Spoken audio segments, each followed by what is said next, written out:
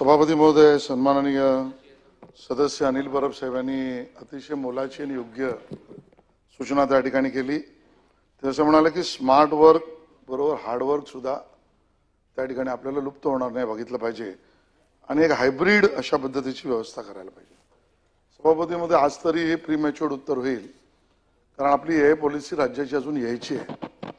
एआयच्या पॉलिसीमध्ये राज्याच्या जे एक्सपर्ट आपण घेतले आहेत त्यांना जो टर्म्स ऑफ रेफरन्स दिला त्यामध्ये याचाही आपण समावेश केलेला आहे। याचा उपयोग राज्य सरकार अधिकृत करेल का शिक्षण व्यवस्थेत? तुम्ही उत्तर दिलं नाही। पण याला अनदेखा करेल का? तर करू शकणार नाही। आपण केलं तरी कालपर्यंतची व्यवस्था ती करू शकणार नाही। आता परिस्थिती इथपर्यंत आली आहे की चीनमध्ये याचा उलगडा विविध आंतरराष्ट्रीय फोरमवर झाला। ऑनलाईन जिथे इंटरव्ह्यूज घेतले जातात आंतरराष्ट्रीय विद्यापीठांची, त्या ऑनलाईन इंटरव्ह्यूज मध्ये स्क्रीनवर तुम्ही समोर बसलात, त्याच्याच बाजूला आपला मोबाईल ठेवलाय, तिथून विचारलेल्या प्रश्नाला साऊंड टू स्पीच टेक्नॉलॉजीने दिली आणि मोबाईलने उत्तर दिलं।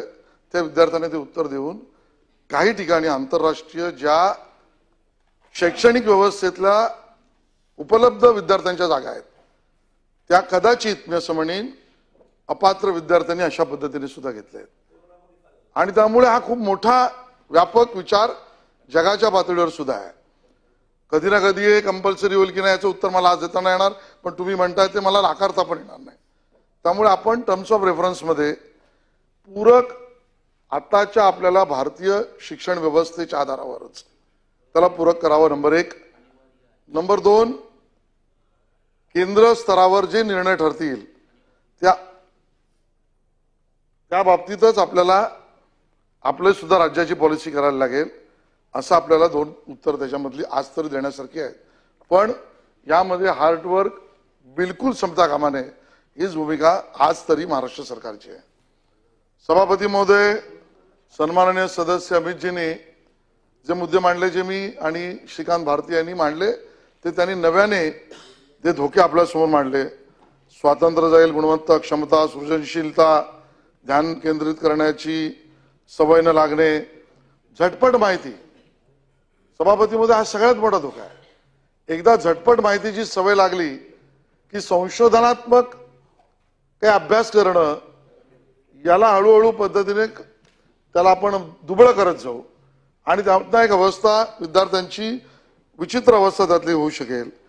सभापती महोदय, सामाजिक कौशल्य, होय, आपला देश, आपला महाराष्ट्र, आपलं राज्य हे कोहेसिव्ह, एकत्रित खेळ, एकत्रित अभ्यास, एकत्रित सामूहिकता याला महत्व देतं आणि त्यामुळे सामूहिक कौशल्यावर सुद्धा त्याचा परिणाम होईल आणि आपल्याला यातना सगळ्यातना विचार करूनचं धोरण हे आपल्याला शिक्षणाला पूरक म्हणून आणताना त्यात समिती नेमू, त्या समितीमध्ये या सगळ्यातले एक्सपर्ट सुद्धा अमितजी आपण त्या ठिकाणी घेऊ, अशा पद्धतीचं मी या ठिकाणी आश्वस्त करतो। सभापती महोदय, सन्माननीय सदस्य शिंदे साहेब यांनी उल्लेख केला की उसावर मला या ठिकाणी मुद्दाम उल्लेख करावा लागेल। आताच ज्यांच्या पत्नी निर्वतल्या ते आपले प्रतापराव पवार यांनी इंग्लंड मधल्या एका उच्च विद्यापीठातील सन्माननीय आयआयच्या एक्सपर्ट्सना घेऊन बारामतीमध्ये एक शोकेस केलेला आहे। कमी जागेमध्ये, कमी पाण्यामध्ये, कमी खत, युरिया नाही आणि जमिनीची गुणवत्ता ठेवून जास्त रस त्या ऊसात येऊ शकतो अशा पद्धतीचं शेती केलेली आहे आणि त्यामुळे याचा उपयोग आणि अशी उदाहरणं जी सकारात्मक असतील त्या बाबतीत आपल्याला ते पुढे घेऊन जायला लागेल।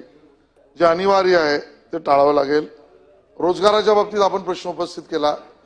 आज तरी मी असं म्हणेन की ही भीती सुरुवातीलाच मांडणी करताना मी म्हटलं, जेव्हा कॅल्क्युलेटर आला आपल्याला वाटलं आता पोटावर पाय बसला, इंटरनेट आलं आपण म्हटलं रोजगार कमी होईल, कॉम्प्युटर आला आता 10 माणसांचं काम एकत्र करेल, पण या सगळ्या वेळेला आपल्या लक्षात आलं की रोजगाराच्या नवीन संधी निर्माण झाल्या आणि म्हणून आपल्या परंपरागत म्हणजे ज्याला आम्ही कोकणात असं म्हणतो की पूर्वी आमच्याकडे काय असायचं, तो ग्रॅज्युएट झाला की याला चिकटव, बँकेत चिकटव, पोस्टात चिकटव, मग लग्नाला ती किंवा तो चिकटव, बरोबर आहे.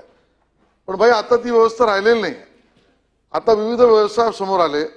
एआय मुळे सुद्धा नवीन ऑपॉर्च्युनिटीज, कारण एआयचा उपयोगाचा आपण विचार करतोय, तशा एआयच्या दुरुपयोगामुळे होणाऱ्या गोष्टी ज्याचा अजून चॅप्टर आपण ओपनच नाही केलाय, सायबर सिक्युरिटी, सायबर क्राईम, या सगळ्यातला त्याला रोखणं याची गरज खूप मोठी लागणार आहे.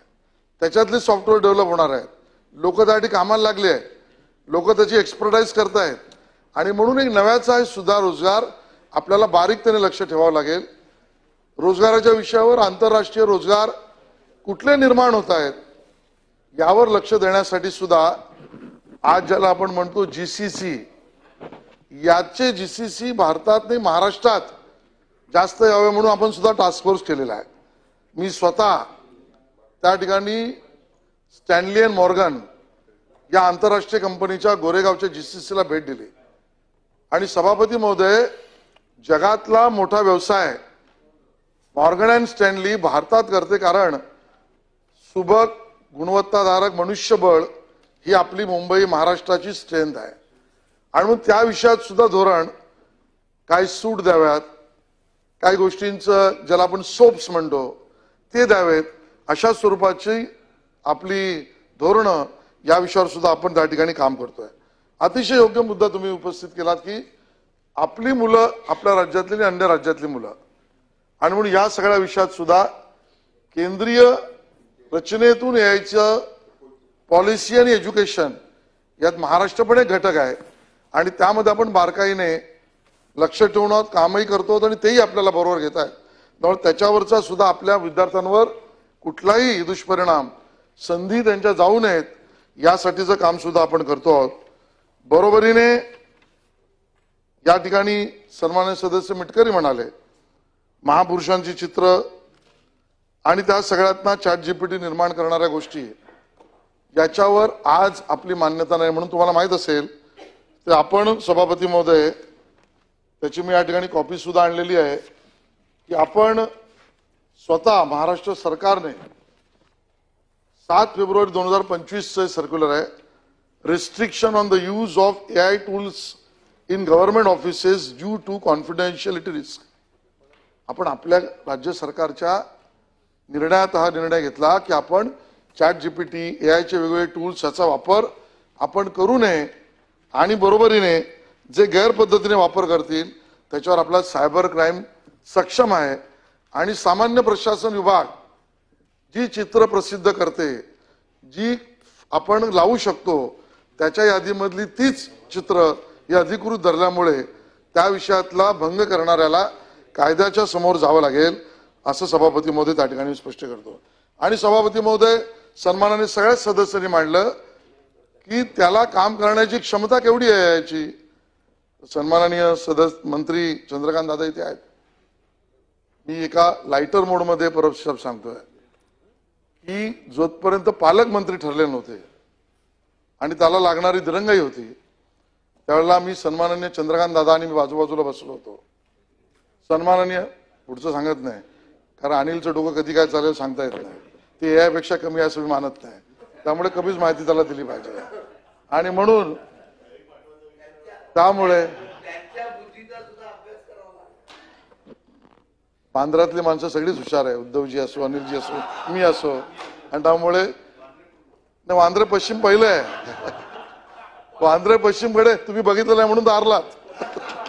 सभापती महोदय, त्या ठिकाणी सभापती महोदय लाइटर मोडवर घेऊ आपण.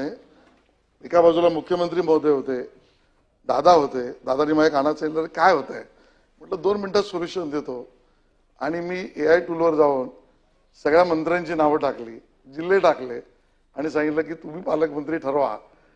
आता एवढंच सांगेन शिंदे साहेब की 90% तसेच पालकमंत्री झाले, पण ते बघून झालेले नाही. तो निर्णय तिघांनी मिळून केलेला आहे. त्यामुळे तो एआय पण सोडवू शकत नाहीये. तिकडे एआय नाहीये परब साहेब, तिकडे एआय नाहीये, तिकडे एआई असं आहे. त्यामुळे त्यामुळे नाही, तिथे आहे ना की बाई नाही.